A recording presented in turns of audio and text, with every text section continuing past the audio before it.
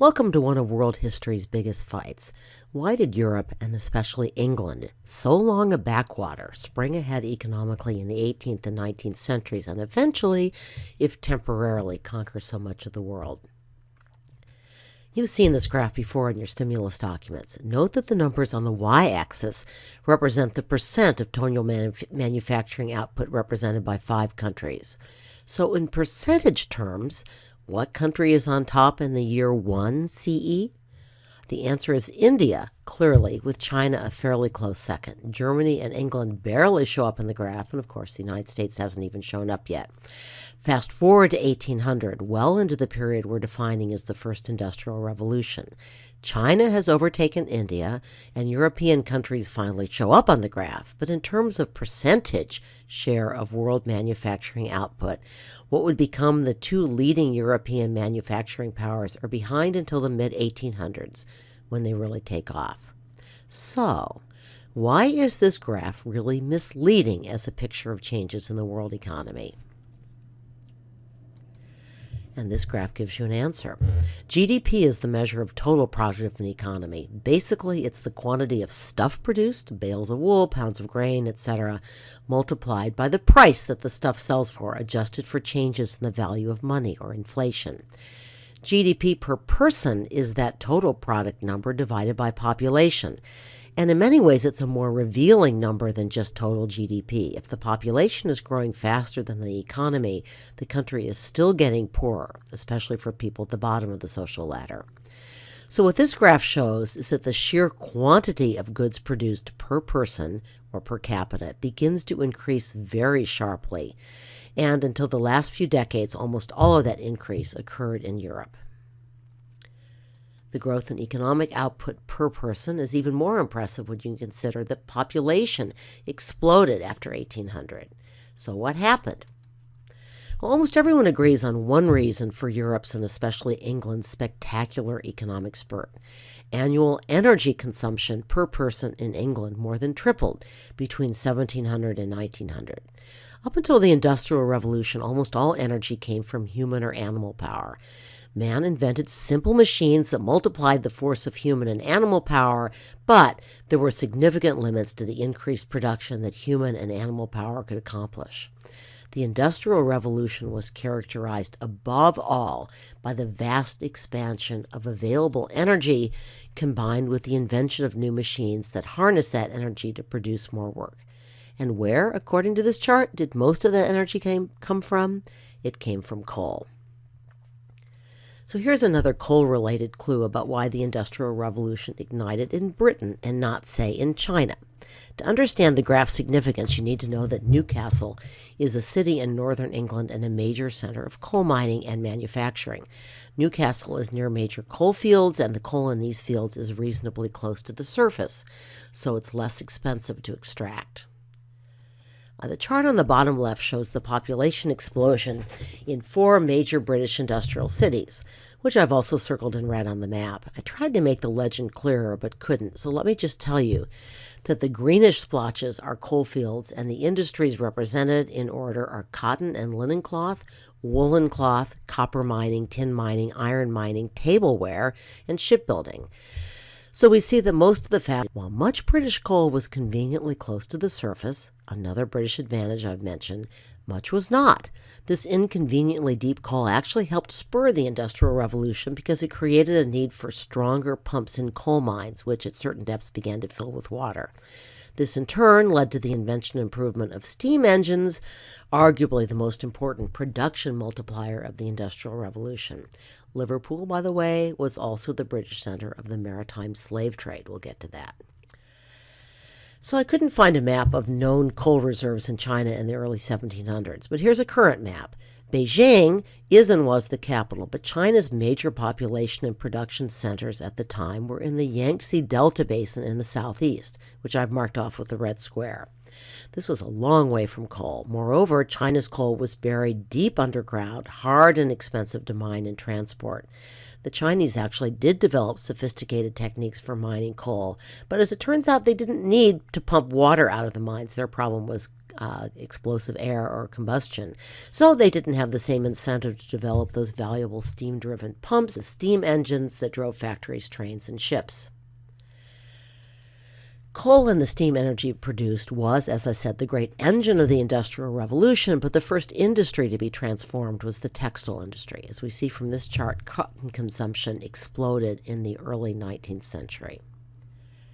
But we actually get more information from this graph. The price of cotton dropped sixfold between 1780 and 1830. With the production speeds and quantities that mechanization made possible, spinning jenny, etc., and with cotton, thanks to the cotton gin, more cheaply and abundantly produced in the Americas, I should add also thanks to slave labor, cotton became affordable for ordinary people. This may not sound like a revolutionary change, but actually it was. Cotton, hand-woven in India, used to be a luxury good that only the wealthy could afford. Most people had only one or at most two changes of woolen clothing, and indeed, many people sewed themselves into woolen underwear for the winter and never changed it. Cotton was easily washed, and now it was cheap.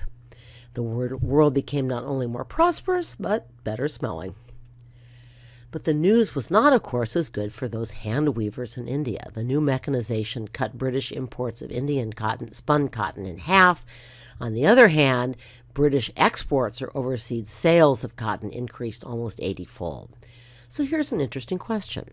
We saw from earlier slides that India had once been the world manufacturing leader. Why didn't India just mechanize its cotton industry? It's a question that economic historians still debate, but the next chart suggests at least one answer. What we see from this graph is that British wages were approximately 6 times higher than Indian wages before the Industrial Revolution. There are a lot of reasons for this, including a major increase in agricultural production, larger amounts of money in circulation, a wider range of economic activity, and therefore greater demand for workers. It's also worth noting the difference in the so-called grain wage, that is, how much food a worker's wage would buy, was not nearly as great between India and Britain because food was cheaper in India. But since cloth was sold on the world market for silver, it was money or silver wage that mattered. So, higher wages in Britain created an economic incentive for manufacturers to look for ways to save on labor, mostly by inventing machines. India, with its much cheaper labor, had less reason to mechanize, although there were some mechanized cotton factories in India. So I think you already watched this crash course video.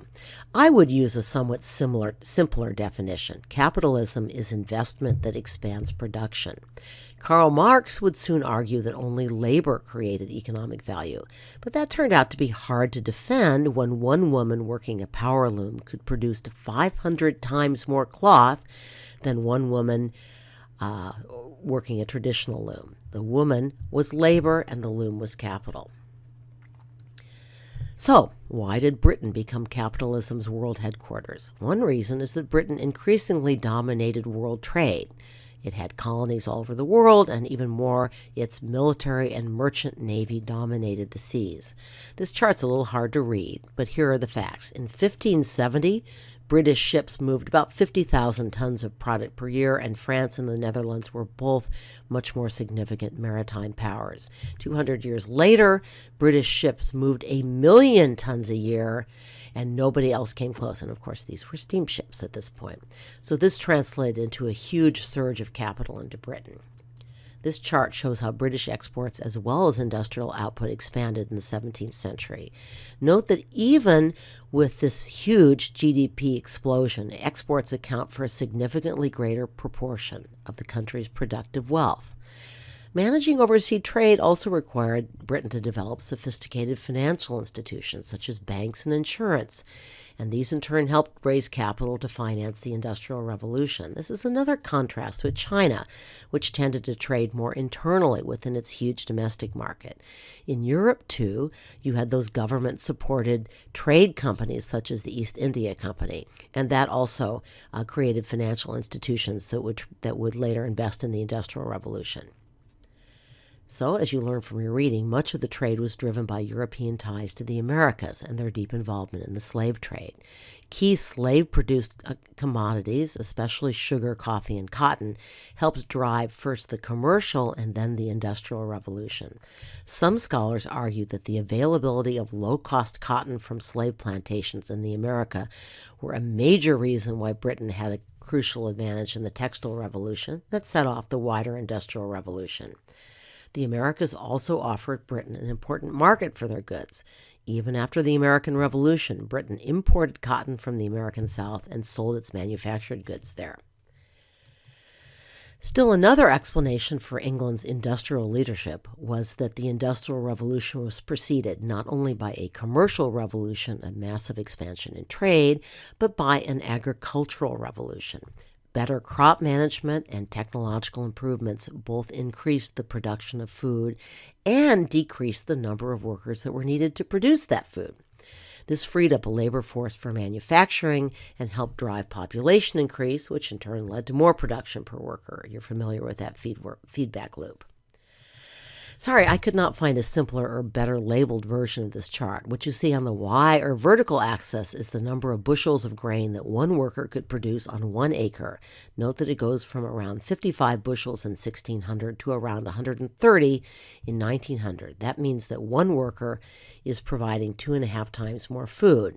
But of course, this came at a human price. A lot of the improved productivity came from combining tiny little agricultural plots into bigger farms and ending small farmers' right to graze their animals on land owned by the whole village. This was called the enclosure movement, and it was supported by the British government. Lots of these small farmers became landless laborers, who were now willing or more desperate to take those not especially pleasant factory jobs. Note that these government-sponsored enclosures, which allowed the sale of common lands to large landowners for pasturing and farming, were especially important near Britain's new industrial centers. This also freed, if you can call it that, labor for factories. In China, by contrast, emperors who were fearful of peasant revolts were much less likely to support policies that moved families off the land. By the way, most of this land was enclosed to raise animals for wool and meat. One theory about why Europe industrialized earlier is that they ate more meat, which required more land, and this created pressure to find new lands to colonize and new ways to feed population. Still, another important reason why Britain jumped ahead in the Industrial Revolution is that the Scientific Revolution and the Enlightenment took especially firm hold in England. Art historians, you remember this painting from 1763? The philosopher is actually an astronomer, illustrating the movement of planets around the sun. All over England, amateur scientists and inventors were meeting in groups to exchange ideas. Innovation was not just socially acceptable, it was downright cool. Some scholars argue that the Chinese, despite their long technological superiority, did not develop the same fascination with underlying scientific principles or the same free exchange of ideas, partly because Chinese Confucian philosophy focused so heavily on maintaining social order and learning from the past. The notion of progress that drove so much of the Enlightenment was much stronger in Europe and especially strong in England. So, I know you missed those charts. Here is a graph of patents issued in England. A patent is a claim to have invented something, filed with the government, which then gives the inventor the right to profits from that invention for a certain number of years. Obviously, scientific invention was skyrocketing in England. There are also institutional explanations. England's government was friendlier to capital investment and industrial development than most other countries. I've mentioned the joint stock companies. Also, Parliament increasingly controlled British political life. Members of Parliament were often closely allied with the merchant and manufacturing classes, and members of Parliament insisted on reasonable levels of taxation. They refused to let kings expropriate private property or bankrupt the country, Louis XIV style, and they passed laws that encouraged investment. England also created a strong banking system and financial institutions that let smart but poor investors, Samuel Arkwright and James Watt, for example, were poor boys made good. Let them raise the money they needed to try out their ideas. So let me end by raising a question and presenting some of the answers that historians offer. Why didn't China lead the Industrial Revolution? As this chart indicates, China led the world in technological innovation for most of human history. So why didn't the Industrial Revolution start there? So historians offer up various answers. All of them are controversial. When Ming rulers overthrew the Mongols in 1368, they reoriented China inward, failing, for example, to follow up on Zheng He's remarkable voyages and actually destroying the Chinese fleet. Merchants who had growing influence in and support from European governments enjoyed much less status and support in China. The Chinese, as I've mentioned, feared peasant revolts and were more reluctant to take steps that might force peasants off their land and into industrial work. China used much of its technological lead to keep labor costs low and therefore had less incentive to mechanize. Profits and especially precious metals from colonies in the Americas gave Europeans a capital advantage at the critical moment of technological innovation. China lacked colonies with their windfall of cheap raw materials, slave labor, and captive markets. Some historians cite cultural differences, arguing that Europeans were more restless, competitive, and curious than the more complacent and inward-oriented Chinese. European nation-states competed against each other on the battlefield, and thinks the fact that Europeans liked competitive sports more was part of their advantage. At any rate, Europeans are thought to have had greater incentives to innovate. Europeans also believed in the notion of progress, whereas Chinese rulers and scholars were more oriented toward wisdom of the past. As I said, all of these theories are controversial.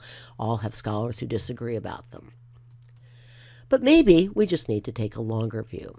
China's overall GDP, not its per-person GDP, is expected to overtake the United States sometime in the next decade. So, in world history, always, what goes around comes around.